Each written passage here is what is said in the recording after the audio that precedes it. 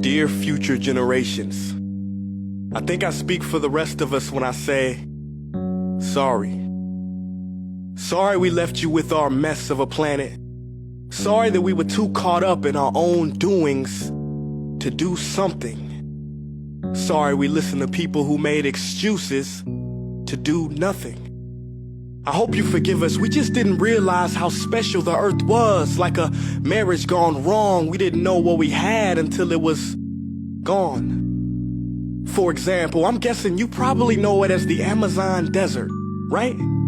Well, believe it or not, it was once called the Amazon rainforest, and there were billions of trees there, all of them gorgeous. And oh, you don't know much about trees, do you? Well, let me tell you, trees are amazing. I mean, we literally breathe the air they are creating. They clean up our pollution, our carbon. They store and purify water, give us medicine that cures our diseases, food that feeds us, which is why I'm so sorry to tell you that we burn them down. Cut them down with brutal machines, horrific, at a rate of 40 football fields every minute. That's 50% of all the trees in the world gone in the last 100 years. Why?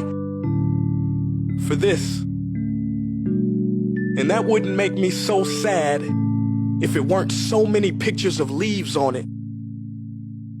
You know, when I was a child, I read how the Native Americans had such consideration for the planet that they felt responsible for how they left the land for the next 7 generations. Which brings me great sorrow, because most of us today don't even care about tomorrow. So I'm sorry. I'm sorry that we put profit above people, greed above need, the rule of gold above the golden rule. I'm sorry we use nature as a credit card with no spending limit, overdrafting animals to extinction, stealing your chance to ever see their uniqueness or become friends with them. Sorry we poison the ocean so much that you can't even swim in them. But most of all, I'm sorry about our mindset, 'cause we had the nerve to call this destruction progress. Hey Fox News, if you don't think climate change is a threat, I dare you to interview the thousands of homeless people in Bangladesh. See, while you were in your penthouse nestled, their homes were literally washed away beneath their feet due to rising sea levels. And Sarah Palin, you said that you love the smell of fossil fuels. Well, I urge you to talk to the kids of Beijing who are forced to wear pollution masks just to go to school. See, you can ignore this, but the thing about truth is, it can be denied, not avoided.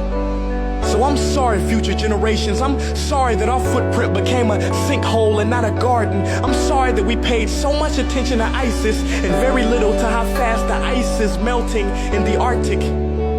I'm sorry we doomed you, and I'm sorry we couldn't find another planet in time to move to. You know what? Cut the beat. I'm not sorry. This future, I do not accept it, because an error does not become a mistake until you refuse to correct it. We can redirect this. How? Let me suggest that if a farmer sees a tree that is unhealthy, they don't look at the branches to diagnose it, they look at the root. So like that farmer, we must look at the root, and not to the branches of government, not to the politicians run by corporations. We are the root, we are the foundation. This generation, it is up to us to take care of this planet. It is our only home. We must globally warm our hearts and change the climate of our souls and realize that we are not apart from nature, we are a part of nature. And to betray nature is to betray us. To save nature is to save us. Because whatever you're fighting for, racism or poverty, feminism, gay rights, or any type of equality, it won't matter in the least. Because if we don't all work together to save the environment, we will be equally extinct. Sorry.